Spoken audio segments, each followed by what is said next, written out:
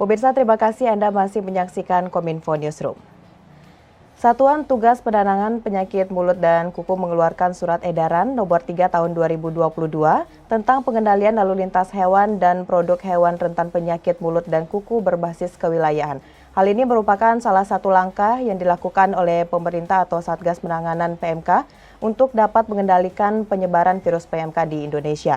Lalu pemirsa, untuk mengetahui lebih jauh sebenarnya bagaimana surat edaran ini dan bagaimana pengetahuan dalam masyarakat, kita akan bahas bersama dengan Bapak Wisnu Wasisa Putra selaku Kapus Karantina Hewan dan Keamanan Hayati Hewani Badan Karantina Pertanian. Assalamualaikum Pak Wisnu. Waalaikumsalam warahmatullahi wabarakatuh. Selamat malam Mbak Mona. Selamat malam. Baik Pak Wisnu, ini sudah mendekati Hari Raya Idul Adha dan masyarakat juga mungkin masih ada yang bingung ini Pak mengenai PMK yang ada di Indonesia. Selain itu, Satgas Pengendalian PMK juga telah mengeluarkan surat edaran nomor 3 tahun 2022 tadi. Sebelum kita membahas lebih jauh dampaknya dan bagaimana sejauh ini pelaksanaannya di tengah masyarakat, Pak Wisnu mungkin bisa disampaikan dulu sebenarnya langkah dan sistem pengawasan lalu lintas hewan untuk PMK ini sejauh ini seperti apa Pak?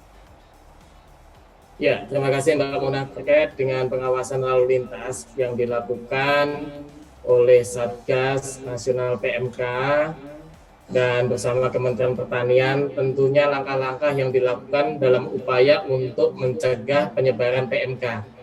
Dan tentunya ada beberapa hal untuk saat ini, untuk wilayah dibagi dalam bentuk zona. Dalam pulau kita membagi ada zona merah di mana pulau di dalamnya provinsi telah 70% terkonfirmasi PMK. Kemudian pulau zona hijau adalah pulau di mana pulau yang belum ada terkonfirmasi PMK. Nah, untuk saat ini ada Pulau Jawa dan Pulau Sumatera termasuk Pulau Lombok adalah pulau yang zona merah. Otomatis pulau zona merah ini pada saat ini tidak bisa melakukan pengiriman ternak dari lokasi sesama zona merah ataupun ke zona hijau. Dan ini merupakan upaya dari kita bersama, termasuk ada beberapa provinsi yang menjadi special case ya terkait dengan SK Satgas ini. Yang pertama adalah untuk Provinsi Bali tidak diperbolehkan pengiriman baik masuk dan keluar ke Provinsi Bali. Kemudian untuk Provinsi Nusa Tenggara Timur dan Provinsi Sulawesi Selatan tidak diperbolehkan untuk pengiriman ternak ke lokasi kedua provinsi ini.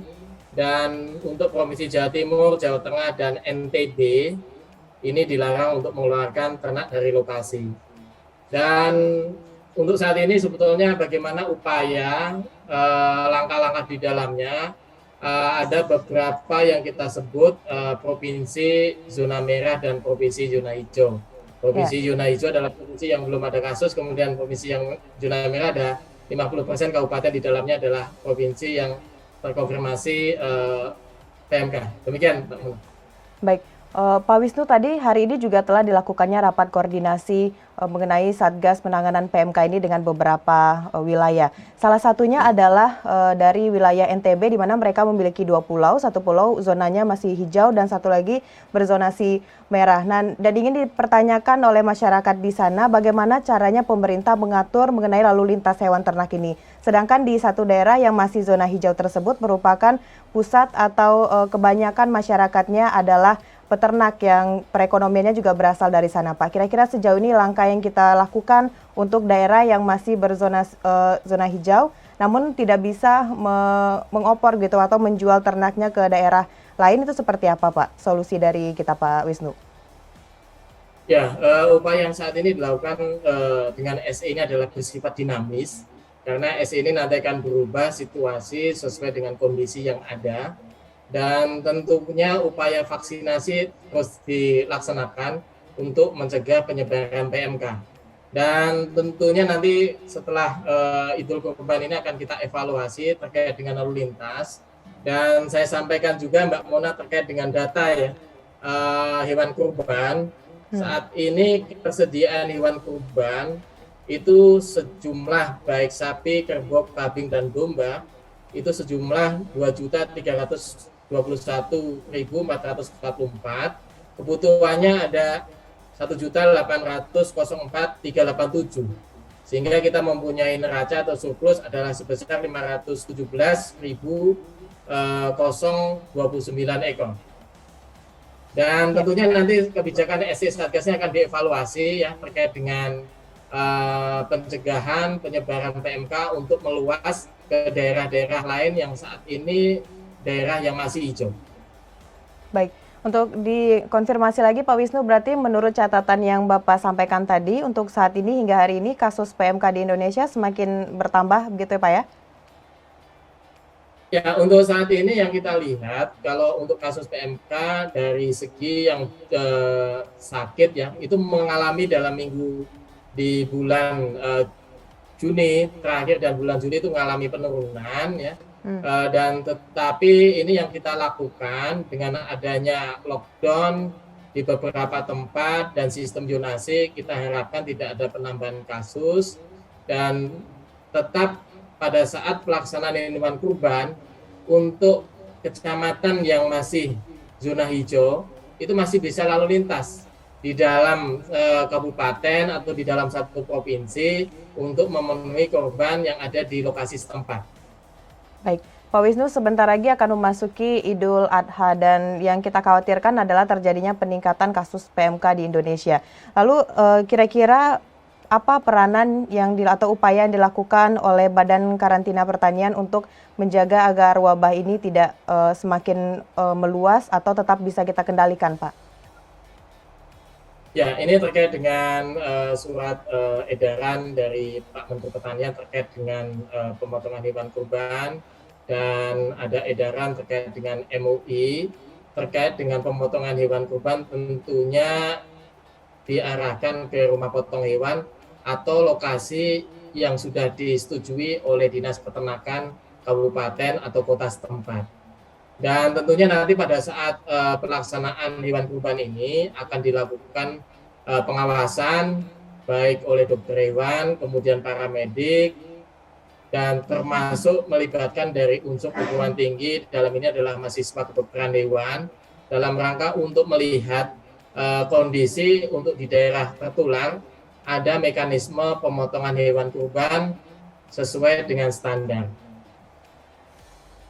Baik, Pak Wisnu, tadi ada beberapa zonasi yang Bapak sampaikan dan ketentuan bisa dikatakan zonasi zona hijau, kuning, ataupun merah. Apakah dalam waktu dekat ini kita Satgas PMK akan melakukan evaluasi Pak terkait dengan zonasi tersebut, mengingat masih banyak yang mengatakan bahwa penentuan zonasi ini berdampak juga terhadap kerugian oleh petani di daerah yang zonasinya masih hijau. Kira-kira kita akan melakukan evaluasi ini kapan Pak, dan hal apa yang akan ditekankan pada evaluasi dari penetapan zonasi ini Pak Wisnu?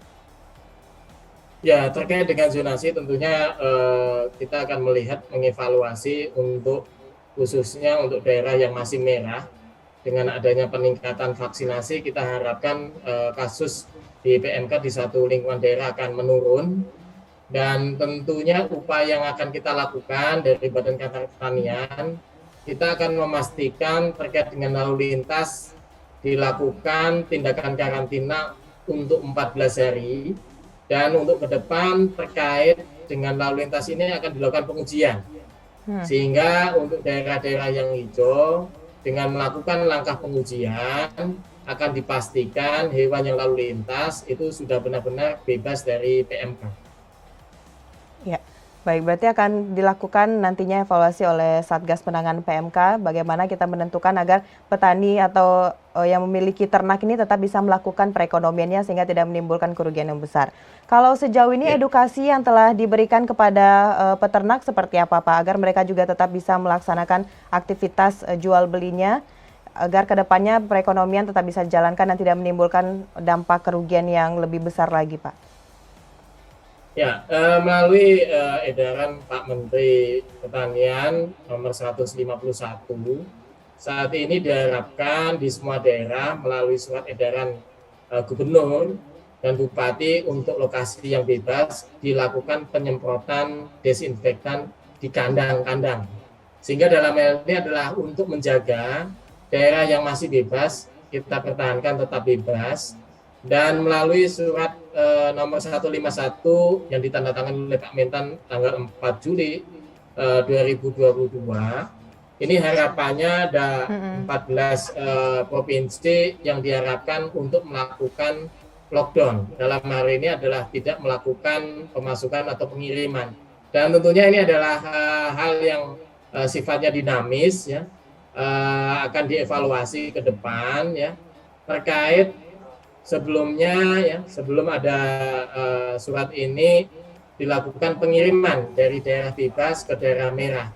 Dan tentunya dengan melihat stok pemasukan hewan kurban saat ini yang masuk di lokasi sudah cukup, ya, sehingga dari pemerintah melakukan evaluasi untuk saat ini, termasuk untuk beberapa daerah dilakukan untuk lockdown dalam rangka untuk mencegah penyebaran PMK. Sekaligus dilakukan vaksinasi untuk menjaga daerah-daerah yang saat ini, khususnya untuk daerah yang merah, untuk daerah-daerah yang terancam di sekitarnya masih kita lakukan vaksinasi dan harapannya nanti tidak penyebaran PMK ini tidak berjalan masif, tetapi bisa dicegah dalam kondisi di daerah-daerah yang merah, dalam hal ini adalah hewan yang terancam di sekitar daerah wabah. Demikian Mbak Muna.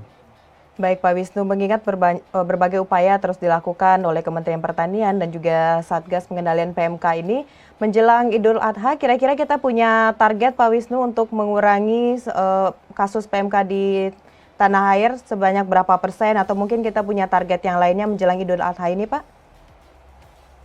Kita berharap dengan adanya saat ini, dengan sistem zonasi dan sistem lockdown di beberapa tempat, kita harapkan kasus tidak bertambah, ya, dari jumlah provinsi dan dilakukan penurunan adanya kasus.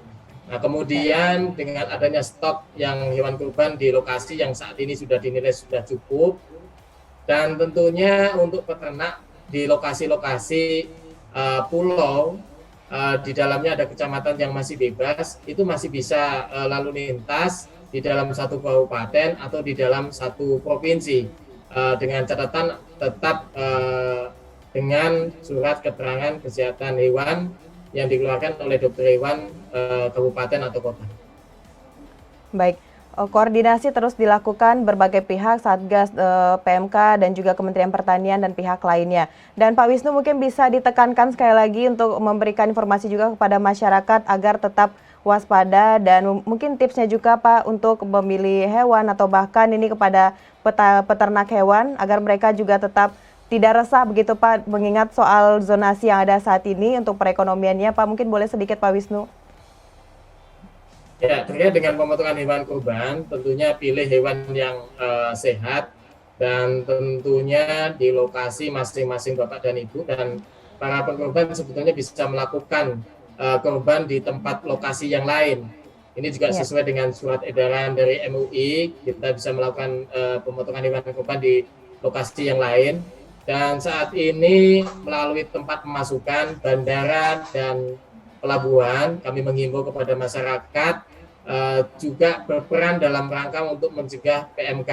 Saat ini di beberapa tempat, ya, seperti di bandara, dilakukan adanya penggunaan karpet disinfektan, itu juga untuk mencegah adanya penularan melalui penumpang. Begitu juga di pelabuhan, kami lakukan untuk adanya bilik disinfektan, itu juga untuk mencegah adanya penyebaran PMK yang melalui orang. Begitu juga untuk kendaraan, kami lakukan contoh di Gilimanuk, ya, di setiap kendaraan yang masuk ke Bali melalui sensor desinfektan kit, sehingga kendaraan atau alat angkut yang masuk ke Bali ini juga melalui proses desinfektan. Demikian Mbak Muna. Baik Pak Wisnu, tentunya upaya yang dilakukan kita harapkan benar-benar bisa mengendalikan kasus PMK di Indonesia, apalagi menjelang masuknya hari Idul Adha begitu Pak ya. Baik, Pak Wisnu Wasisa Putra selaku Kapus Karantina Hewan dan Keamanan Hayati Hewani Badan Karantina Pertanian, Bapak terima kasih telah memberikan informasinya kepada pemirsa JPR TV. Kita akan ikuti lagi perkembangan selanjutnya Pak Wisnu. Terima kasih Bapak, salam sehat, Assalamualaikum. Waalaikumsalam warahmatullahi wabarakatuh. Terima kasih Mbak Muna, selamat malam pemirsa. Baiklah pemirsa, itulah dialog kita bersama dengan Bapak Wisnu Wasisa Putra selaku Kapus Karantina Hewan dan Keamanan Hayati Hewani, Badan Karantina Pertanian. Setelah jeda kami akan kembali dengan berbagai informasi lainnya, tetaplah bersama Kominfo Newsroom.